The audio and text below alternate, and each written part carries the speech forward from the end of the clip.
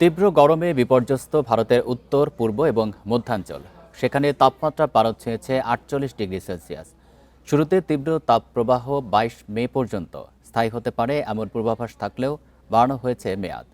ভারতের আবহাওয়া বিভাগ বলছে 28 মে পর্যন্ত চলবে তীব্র তাপপ্রবাহ। পরিস্থিতি বিবেচনায় সর্বোচ্চ সতর্কতা জারি করেছে আবহাওয়া বিভাগ।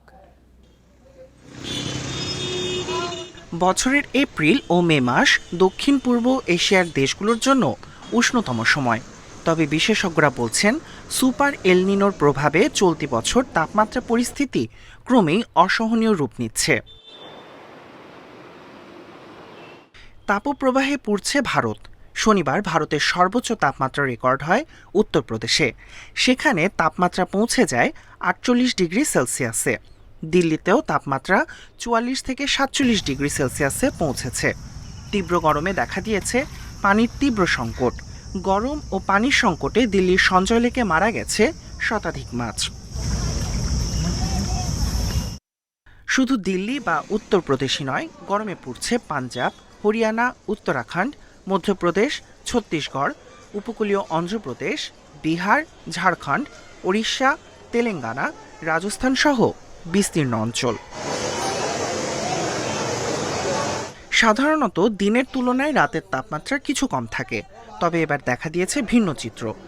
দিল্লি, উত্তরপ্রদেশ সহ ভারতের উত্তরাঞ্চলের রাজ্যগুলিতে রাতের তাপমাত্রা স্বাভাবিকের তুলনায় 4 থেকে 5 ডিগ্রি সেলসিয়াস বেশি থাকছে।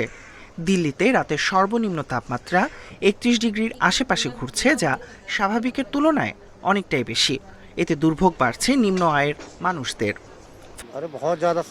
এই গরম আমাদের ভোগান্তি কয়েক গুণ বাড়িয়ে দিয়েছে। এমনকি সন্ধ্যায়ও তাপমাত্রা সহ্যের বাইরে চলে গেছে। শ্রমিকরা রোদ থেকে বাঁচার চেষ্টা করে, কিন্তু ঘরে থাকলে তো সংসার চলবে না। আমরা কোনো মতে কাজ চালিয়ে যাচ্ছি। তীব্র গরমে বিপাকে পড়েছেন গর্ভবতী নারীরা। অন্যান্যদের তুলনায় তাদের হিটস্ট্রোকের ঝুঁকি বেশি বলে সতর্ক করেছেন চিকিৎসকরা। আরও 5 দিন তীব্র তাপপ্রবাহ থাকবে বলে সতর্কতা জারি করেছে ভারতের আবহাওয়া বিভাগ। পূর্বাভাস বলছে তীব্র তাপপ্রবাহের ঝুঁকিতে রয়েছে ভারতের উত্তর পশ্চিম, উত্তর, পূর্ব এবং মধ্যাঞ্চল। পরিস্থিতি বিবেচনায় সর্বোচ্চ সতর্কতা জারি করেছে আবহাওয়া বিভাগ। Tahmid Abrar, independent news.